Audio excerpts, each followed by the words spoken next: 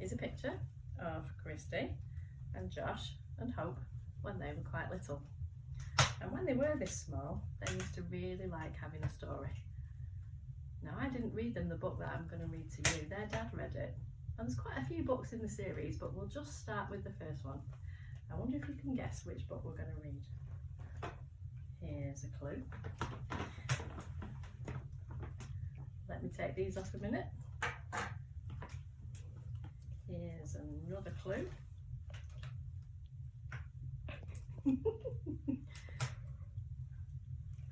Maybe need these first though, and then I can actually read. Hang on. Here's another clue.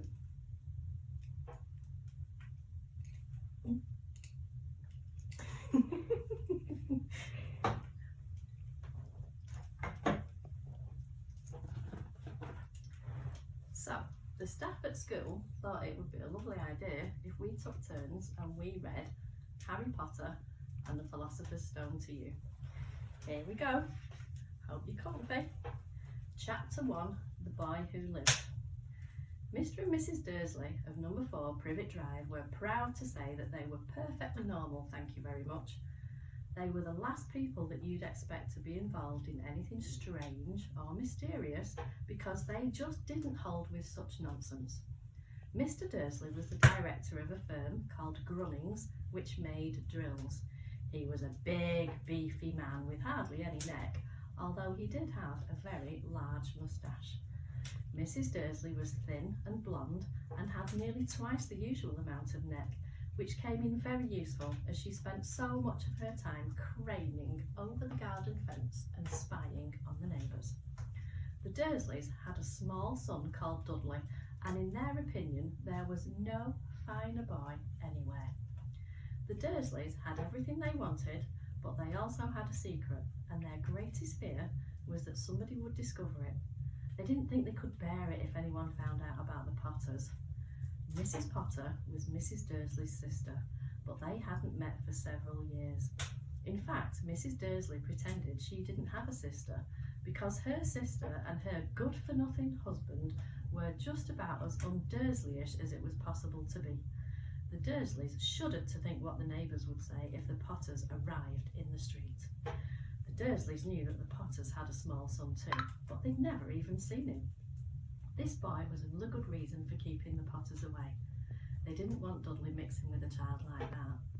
When Mr. and Mrs. Dursley woke up on the dull grey Tuesday our story starts, there was nothing about the cloudy sky outside to suggest that strange and mysterious things would soon be happening all over the country. Mr. Dursley hummed as he picked out his most boring tie for work, and Mrs. Dursley gossiped away happily as she wrestled a screaming Dudley into his high chair. None of them noticed a large tawny owl flutter past the window. At 8:30, Mr. Dursley picked up his briefcase and he pecked Mrs. Dursley on the cheek and tried to kiss Dudley goodbye, but he missed because Dudley was having a tantrum and throwing his cereal at the walls. "Oh, little tyke," chortled Mr. Dursley as he left the house. He got into his car and backed out of number 4's drive. It was on the corner of the street that he noticed the first sign of something peculiar: a cat reading a map. For a second, Mr. Dursley didn't realise what he'd seen, and then he jerked his head round to look again. There was a tabby cat standing on the corner of Privet Drive, but there wasn't a map in sight. What could he have been thinking of? It must have been a trick of the light. Mr. Dursley blinked and stared at the cat. It stared back.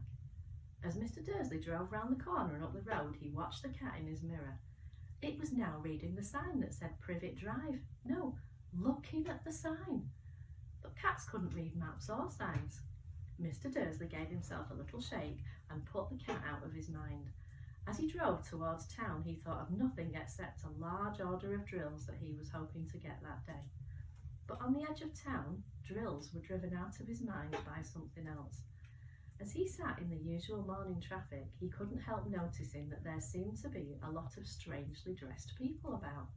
People in cloaks. Mr. Dursley couldn't bear people who dressed up in funny clothes.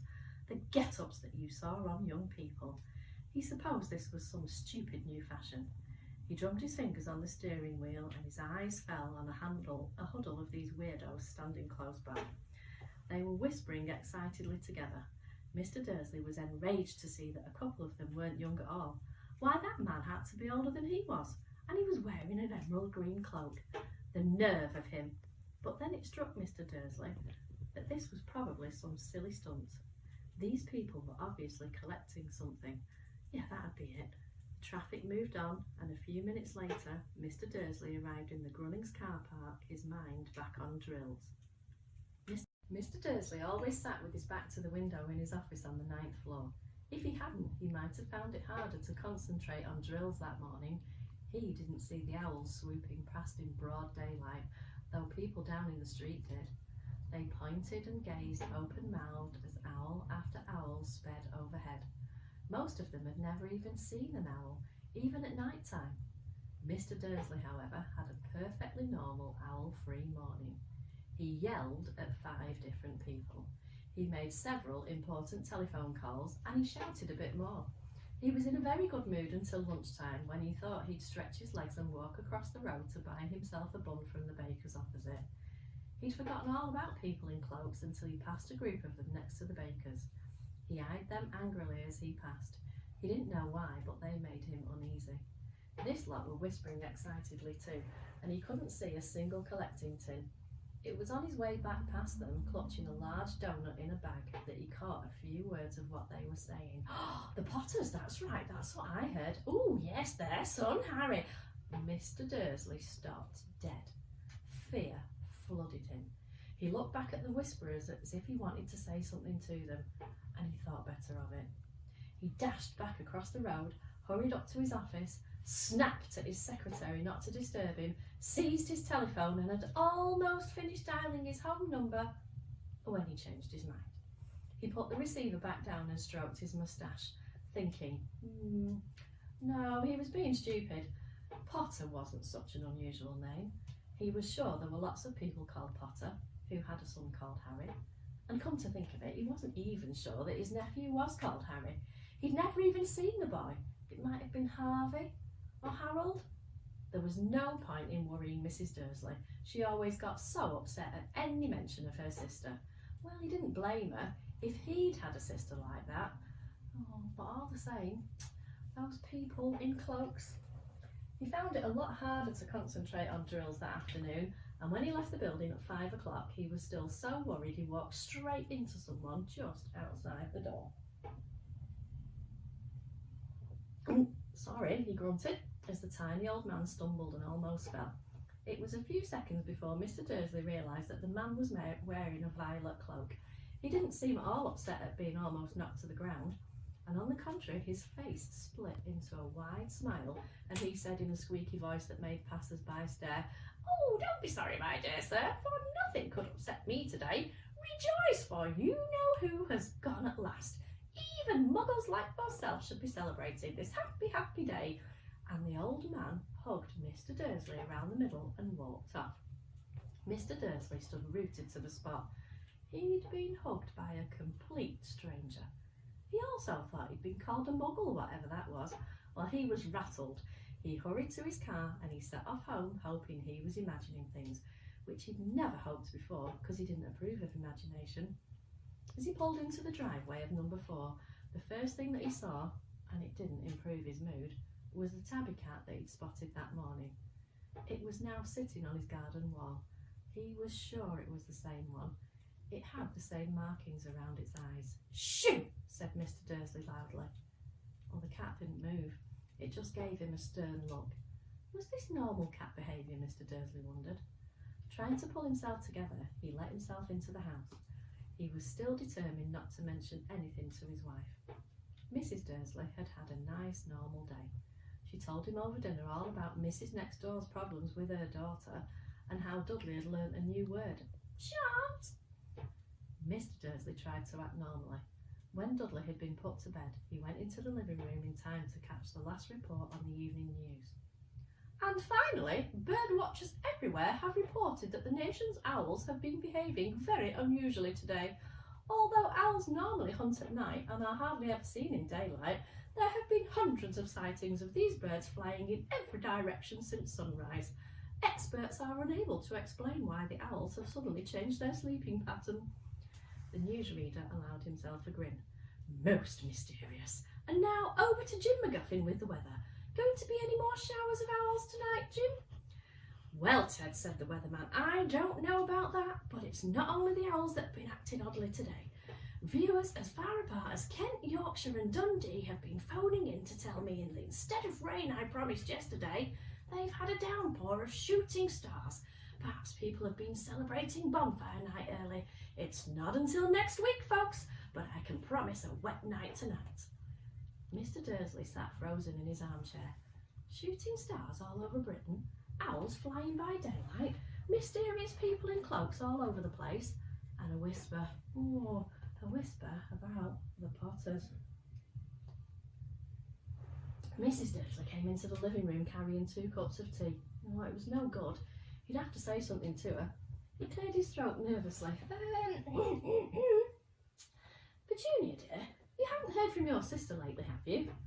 As he had expected, Mrs. Dursley looked shocked and angry. After all, they normally pretended that she didn't have a sister. No, she said sharply. Why?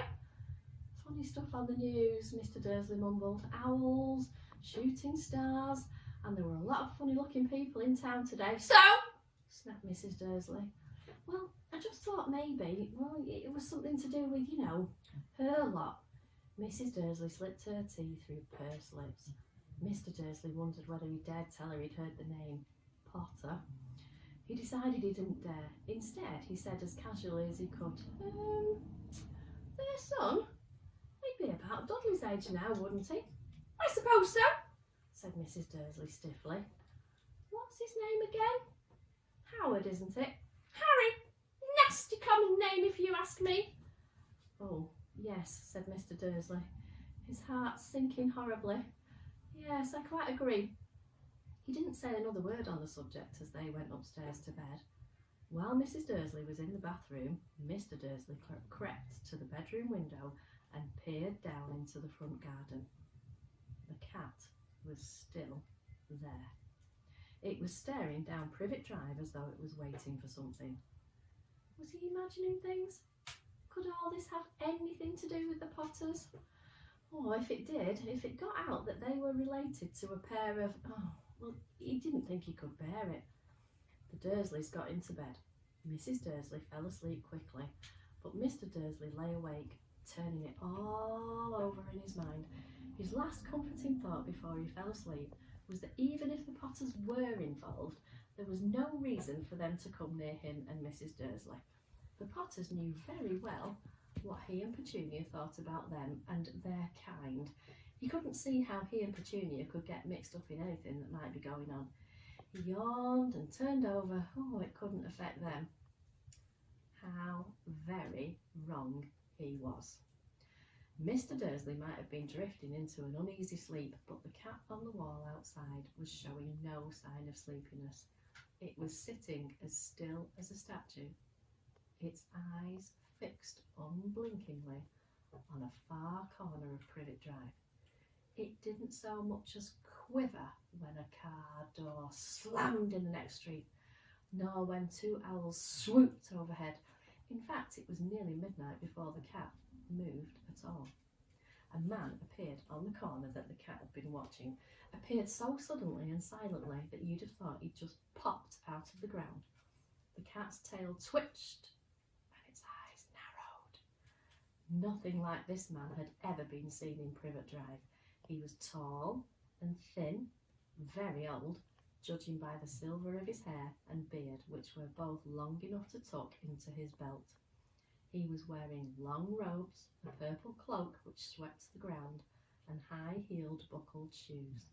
His blue eyes were light, bright and sparkling behind half-moon spectacles, and his nose was very long and crooked, as though it had been broken at least twice. This man's name was Albus Dumbledore.